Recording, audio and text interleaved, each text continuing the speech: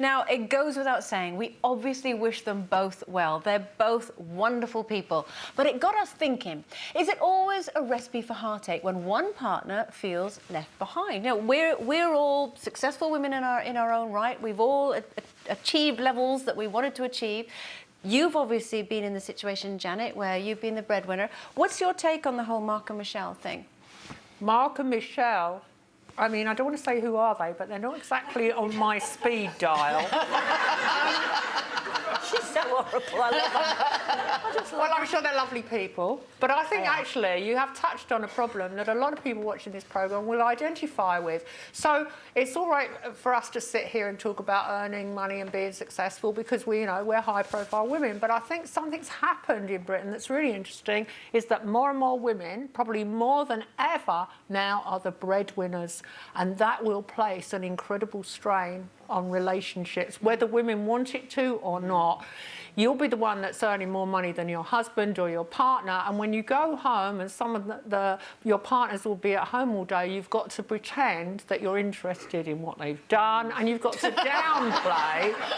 downplay what you've done, and I think that is difficult. Yeah, you're almost apologetic for it. See, is that what you do, Janet? Because I just find that extraordinary. Because you're such a strong, confident woman. Brilliantly articulate.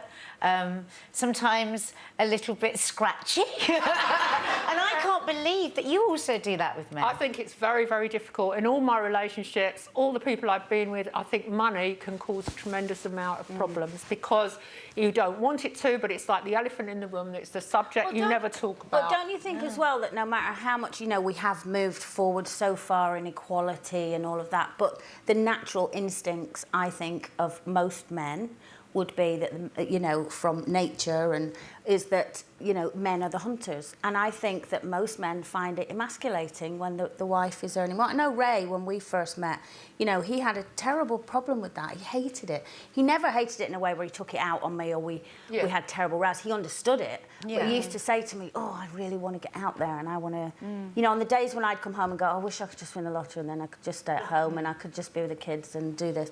And that used to frustrate him because he'd say, you're doing everything I want to do. I want to go out and earn the money. Yeah. And I think, like you've said, for a lot of people, I think it's difficult. And I think it's a shame that but men can't really express it too much because then it's almost like saying, you should be at home in the kitchen. I don't think that's saying we should all be at home in the kitchen. I think we've entered a really difficult time now as well because, it's a wonderful thing for all women to be encouraged to pursue their dreams, whether it's creatively, like we're talking about Michelle, whether it's in the arts or whether it's in business. And it's very difficult to win on both sides in that you can't have everything. And I think as long as the two of you find a way of working as a team, that's sort of the only way it can resolve itself. What about this point that Janet makes about us having to almost, that you were saying that you almost have to pretend that things aren't going as well for you as they are? Well, you don't pretend they're not going well, but you downplay what you've done. And the fact is, you work really hard. Yeah. And you come home and if you can't say... You're almost apologetic. Is that what you've done then? Yes, and that's what Colleen's agreeing. She does the same thing. You can't say, I've worked hard, and a lot of women watching will be working really hard. They might be on shift work, they might be working in hospitals or in shops, and then they go home and they've got to pretend it wasn't hard work. They've got to be interested in... But I make it up to them because I go home and I do 50 Shades of Grey for them. There you go. For more Loose Women action, click here. And I'd subscribe if I were you. It's totally free and it means you'll be kept up to date with new videos and exclusive YouTube content.